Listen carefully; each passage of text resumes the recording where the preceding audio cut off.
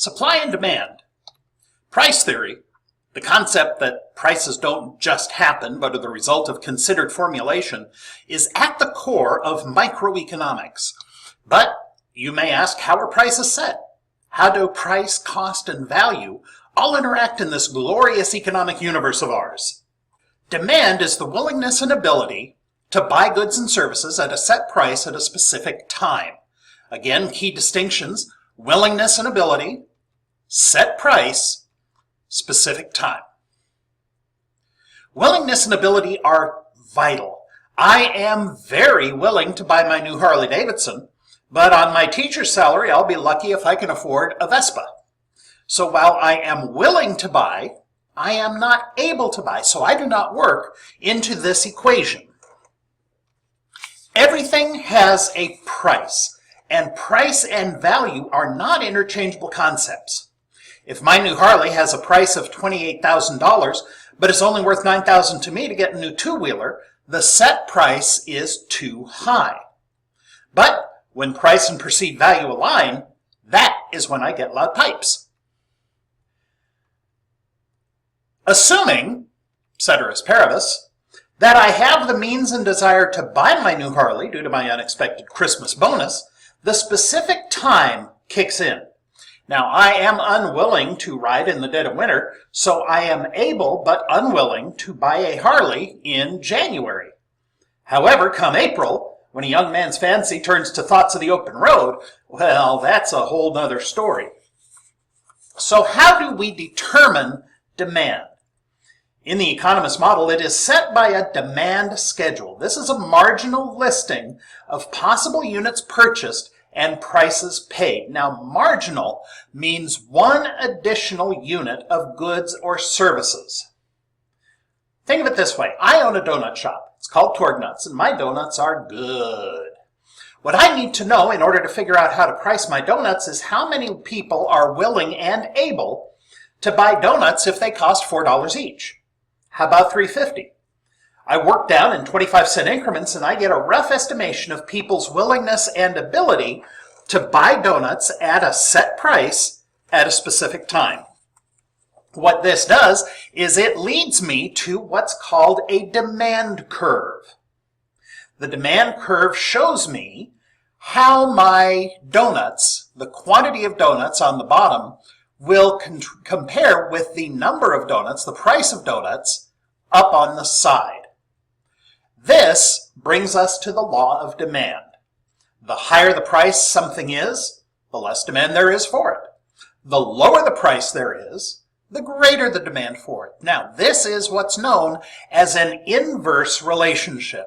And an inverse relationship is not to be confused with a perverse relationship. Now, the demand curve should technically be a curve, but straight lines are easier to draw. So the question is, why is the demand curve a straight line? The answer, of course, is this is economics. Don't look for logic. There are a number of things that affect demand. First is the number of consumers. The more people out there demanding a scarce resources, the higher the demand for that item. Income. Can people afford to buy? Will their income change over time? Yours will, and mine already has. Personal tastes. What do people want? Remember when everybody wanted a Tickle Me Elmo? How many people are lining up outside of Toys R Us for it? Well, Toys R Us doesn't exist, but how many people are lining up to get a Tickle Me Elmo now? There are other things that affect demand, and it's the price of related goods. Now, this is the sticky part. I make donuts. My donuts are good. They're a little pricey, but they're worth it.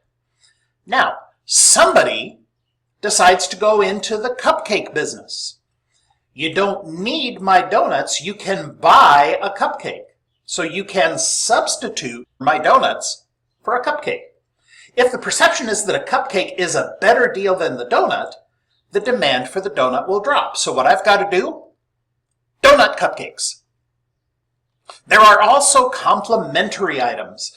Now, right next door to my donut shop, there's going to be a new Dutch Bros. Since everybody loves to dunk donuts and coffee, demand will rise because of a rise in the demand for a complementary product. So now, you can shift the demand curve. Demand can change. In this instance, demand is changing for the better. More people are willing to buy donuts at a higher price. But demand can also shift the other way, leaving people less willing to buy donuts at the prices. Now, the aggregate demand curve is the total demand curves from all sources. Just because my donut shop is doing well, it doesn't necessarily mean that everybody's donut shop is doing well. In a wider micro sense, we need to pay attention to the competition as well. Back to business. Now, you can be willing to buy goods and services all you want, but if there's no one to sell it, your demand's going to go unmet. That's where the other half of the equation comes into play. Supply is the willingness and ability to sell goods and services at a set price at a specific time. Now, as my apprentice donut makers, you need to figure out what price you're willing to sell the donuts for. It costs about 10 cents to make a donut. So how many will you be willing to sell for a nickel, a dime, a quarter, half a buck, etc.? In this way, we use a similar thought process to come up with not only a supply curve, as well as a supply table. Now, the law of supply is the higher the price, the more willing you are to sell, and the lower the price, the less willing you are to sell. Similarly, the supply curve can shift just like the demand curve shifts. Some of the things that affect supply are technology. It used to be that a pocket calculator was made by a company called Texas Instruments. They weighed about 1.5 pounds and cost roughly $100. With the improvements in technology today, you can get a calculator that can do more than the old TI built into a wristwatch or sewn into the lining of a notebook. Input costs. In making the TI, not only did technology improve to make the manufacturing process more efficient, the cost of the things to make the actual calculator fell. So it cost less money to make, so we can make more product for the same amount of money, and then we pass the savings along to the consumer. Finally, there's price expectations. I know that I'm going to be able to sell these at a higher price, so I'm going to put that price and supply those at that price point. If I sell at a unreasonably low price, people's first reaction is going to be, what's wrong with it that you're selling it so inexpensively?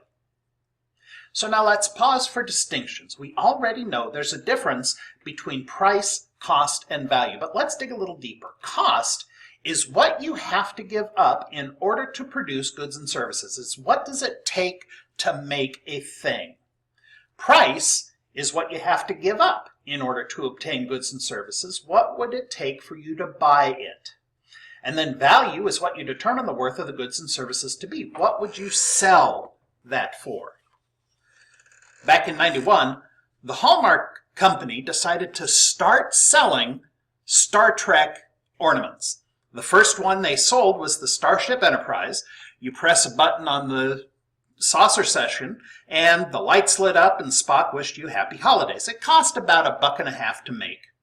At Hallmark, it was priced at $7.99, almost a 500% markup from the manufacturing price. These days, they're on the secondary market selling for almost $130. That's an 860% markup from the retail price. One of the things I'd like you to do is I'd like you to get used to drawing this shape. Price is on the top, quantity is on the bottom, demand slopes down, supply slopes up. When supply and demand meet, you reach equilibrium. This is where the willingness and ability to buy goods and services and the willingness and ability to sell goods and services meets. Meets in the middle, X marks the spot. Equilibrium does not, however, happen all the time because we are allocating scarce resources among competing and unlimited wants. Shortages. Oftentimes, the demand for something is higher than the supply of something. The PS5 at Christmas time 2020 there were a lot of people who wanted them, not a lot of people could get them.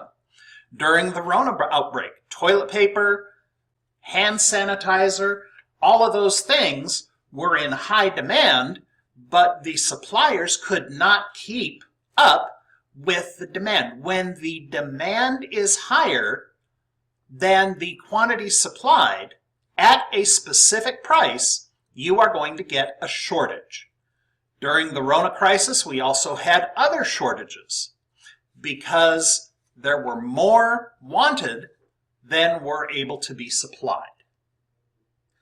On the other hand, when the demand for a thing is less than the available supply, you get a surplus.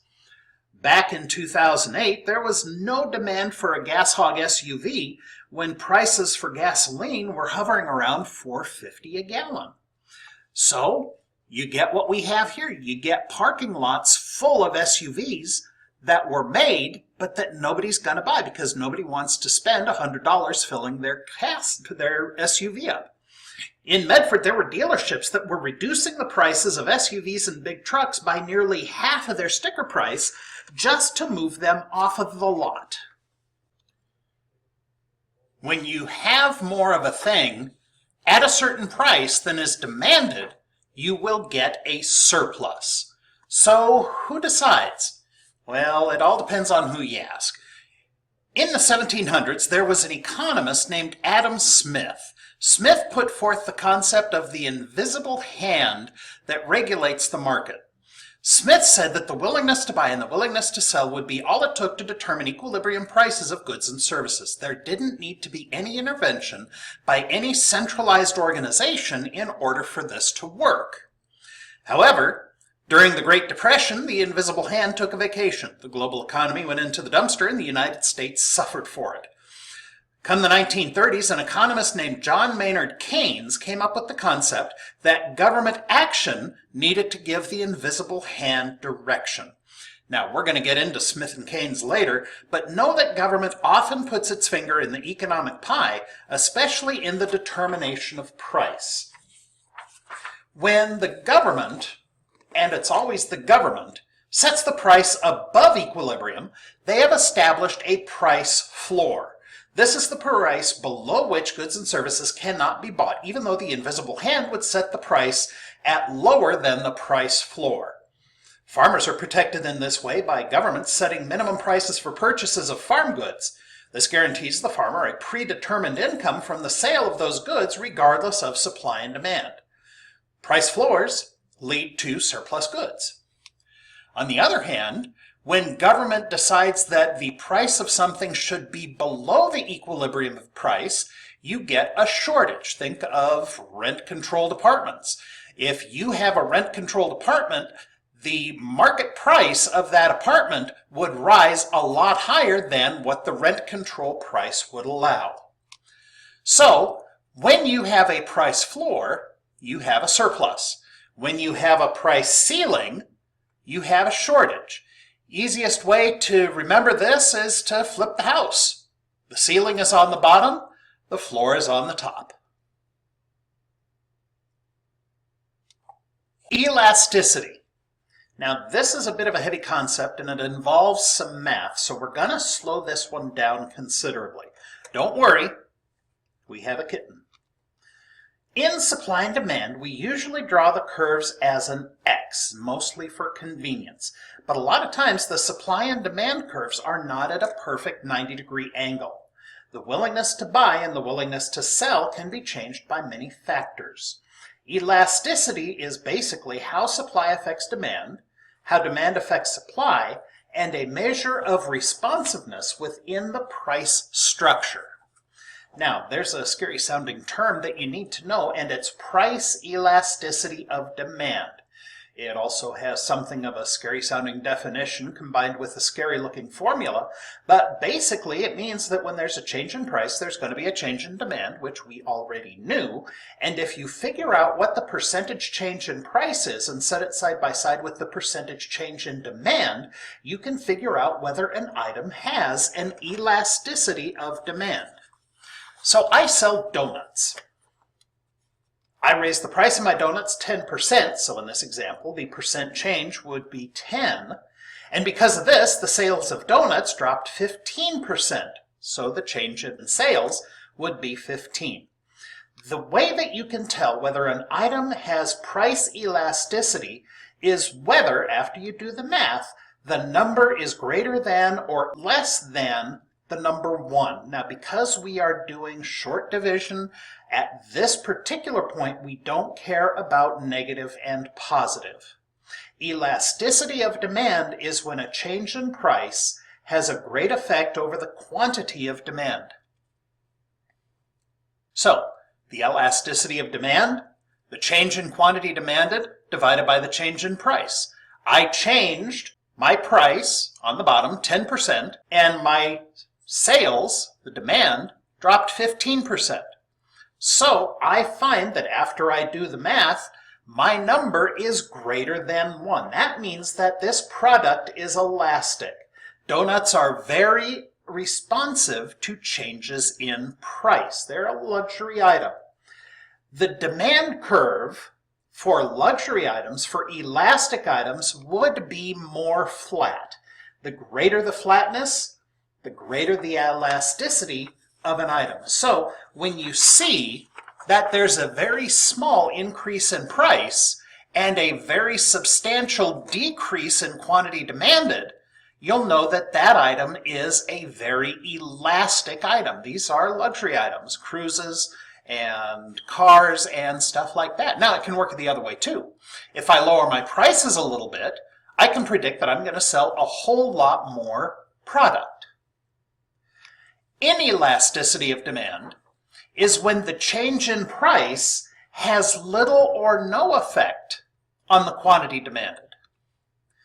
Now, I sell salt because I know that people need salt, and salt's one of those things that's a main ingredient in cooking and in seasoning. I figure I can make a little extra profit, so I'm going to raise the price of my salt by 10%. People see the increase in price, grumble about the economy, blame Rona, and then they buy the salt anyway. So I see that only 3% of the people who used to buy my salt are now not buying my salt. So, again, what's the percentage change in price and what's the percentage change in quantity demanded? The price elasticity for this item, after I do the math, is less than 1. That means that this item is inelastic. People will be nearly as willing to buy this good or service at a higher price as they will be willing to buy it at a lower price. The demand curve is also going to be more vertical. The greater the vertical, the lower the elasticity of an item. If there's a substantial price increase, there's going to be a minimum quantity decrease. Again, this can work in the opposite direction. Here are some examples of elastic and inelastic goods. You'll see that the goods on the top that are elastic are, for the most part, luxury items. The examples of inelastic goods are, for the most part, necessities. Now, it could be argued that cigarettes are not a necessity, but you try telling a smoker that. Some of the things that affect elasticity of demand versus inelasticity of demand are available substitutes. Can I get Coke rather than Pepsi? Cupcakes rather than donuts? What's the percentage of budget involved? Is it an increase in pennies or is it an increase in dollars? And the time.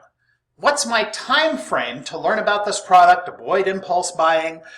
Brand loyalty. I'm going to buy this brand because I've always bought this brand. I don't care if they raise their prices. Income elasticity of demand. As a person's income changes, their buying habits will change as well. People often live to their means. So income elasticity of demand, or YED, is the responsiveness of demand to a product when a consumer's income changes. Now, if the product is considered a luxury item, donuts, eating out, cruise ships, then people can afford to do it, they will. But if they can't, they probably will not buy the item, or they might buy the item on the credit card. We use Y for income. Why? Because I stands for interest. Again, this is economics, don't look for logic. The formula for income elasticity of demand is the percent change in quantity demanded divided by the percent change of income. Again, we're looking at whether the number after the math is going to be greater than or less than 0, and how much it's going to be. So this time, we're going to be looking at negative numbers. We're also going to be looking at what kind of good it is, normal, inferior, luxury good, or if the YED is 0. So a normal good is where increased income leads to a higher demand. These are the things that, yeah, it'd be nice to get that, so I'm going to buy this. I'm going to buy another one of these because I can afford to buy another one of these. So if the YED is between 0 and 1, that's a normal good. And increased income is going to lead to higher demand. If the YED is greater than 1, those are luxury goods. This is going to be a bigger percent increase in demand. These are things that you otherwise wouldn't do. I'm going to take my sweet and beautiful wife to Hawaii. I'm going to buy out some more amateur radio equipment for my ham shack. I'm going to get a newer, bigger, better sports car. If the YED is less than 0, if it's a negative number, then increased income is going to lead to a fall in substitute items or inferior goods. Why would I buy, Folgers crystals when I can buy Starbucks? I'm not going to buy Blue Bunny, I'm going to buy Haagen-Dazs. If the YED is 0, if it's an essential good, then income has no effect on demand. Cross elasticity of demand. This is the last elasticity that we are going to talk about, so don't freak out. This is where the markets for complementary and substitute goods come into play. Cross elasticity is the quantity demanded of the other product divided by the price of the original product. Now, I did say that there were going to be complementary and substitute items. So we're going to take a look at a real-life example of complementary and substitute items. On Highway 99, there's a car wash that was built right next door to an O'Reilly's auto parts store. Now, people who go to an auto parts store are usually most likely people who are going to take care of their cars more often than the average bear. So when they're done buying car stuff, they're going to want a clean ride. So car wash. These are complementary items. You can go to O'Reilly's, you can go to the car wash. Both are car things that are going to benefit. So those are complementary items. With a complementary item, the demand for one, or the price of the complementary item, can affect the demand for the original item. Again, ceteris paribus, we've got the CP ferry up there. If O'Reilly decides to lower their prices, the demand at the car wash is going to go down because people are going to be more willing to go to O'Reilly's and they're going to be more willing to stop at the car wash. Cookie Monster taught us that. So now, originally, there was a Napa Auto Parts store across the street. And as you can see, it was an old cinder block building from the 1950s. It's a little old ratty shack. But across the street, literally across the street from the Napa Auto Parts, O'Reilly built their store. Before O'Reilly's showed up, if they didn't want to go to Napa, they would have to go out of town. They would have to go into Medford or up to Grants Pass in order to get auto parts. So now there's a choice. There's a substitute item. You can either go to Napa or go to O'Reilly's. They're interchangeable. Coke and Pepsi, if there is a change in the price of one, there's going to be a change in the other direction for the demand of the other. So if Coke raises their price, demand for Pepsi is going to increase. If Coke lowers their price, people are going to go over to Coca-Cola. Cross elasticity of demand is the demand for the other product divided by the price of the initial product. Keep that in mind because cross-price elasticity, if the cross-price elasticity, if the YED is greater than 0, then they're substitute items. Burger King versus McDonald's, Home Depot versus Lowe's. You can one or the other, Ford versus Chevy. If the YED is less than 0, then those items are complements. Pizza and beer, PB and J. Donuts and coffee. If the YED is 0, then the two goods are independent of each other. Orange juice and toothpaste. Unit elastic is there because basically it rounds out the Punnett square. This is where, after you do the math, it equals exactly 1. So if I raise my price 10%, demand is going to go down 10%. If the price of the original item goes up 10%, then the demand for the other item is going to go down 10%. If the substitute item goes up, then the original item is going to go down. It's 1-to-1 ratio.